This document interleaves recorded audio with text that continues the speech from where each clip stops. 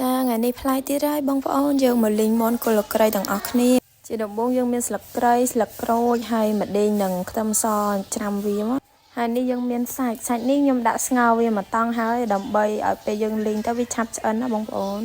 ហើយបន្ទាប់មកយើងដាក់ខ្ទះដាក់អីចាក់ខ្លាញ់មកយើងកម្ដៅខ្លាញ់នឹងឲ្យរៀងពុះទៀតណាបងប្អូនបន្ទាប់ពីខ្លាញ់យើងពុះហើយយើងចាក់គល់ស្លឹកគ្រៃម្ដេងហើយស្លឹកក្រូចនិងខ្ទឹមសយើងចូលរំលីងវាឲ្យឈ្ងុយមកណាហើយតមកទៀតយើងក៏ចាប់ផ្ដើមលីងវាឲ្យវាមានពណ៌ស្អាតចឹងមកហើយយើងនឹងក្លិនឈ្ងុយឯងបងប្អូនដល់ពេលដែលយើងលីងចឹងក្លិនឈ្ងុយហើយយើងចាប់ផ្ដើមដាក់សាច់ទាំងអស់ហ្នឹងចូលមកហើយ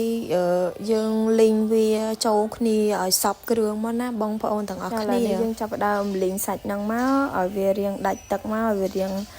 ចូលជាតិចូលអីមកបងប្អូនហើយបន្ទាប់មកយើងដាក់ស្ករក្រហមស្ករត្នោតខ្មែរយើងណាបងប្អូនវាសុតវាឈ្ងុយហ្មងណាពេលយើងដាក់ចូលហើយយើងលីងសាច់នឹងឲ្យចូលជាតិគ្នាជាមួយនឹងដាក់វាជាមួយនឹងប៊ីចេងមកបងប្អូនថែមប៊ីចេងបន្តិចមកហើយយើងលីងវាម្ដងទៀតអីចឹងយើងច្បល់វាហើយយើងថែមទឹកត្រីបន្តិចហងណាបងប្អូនយើងលួចតិចណាហើយកុំភ្លេចលួចអំបិលតិចហងឲ្យវាចាប់ជាតិចឹងណាបងប្អូនតាមមកទៀតយើងលីងវាឲ្យចូលគ្រឿងឲ្យសព្វមកហើយយើងភ្លក់មើលថាល្មមឆ្ងាញ់នៅហើយនេះខ្ញុំល្មមហី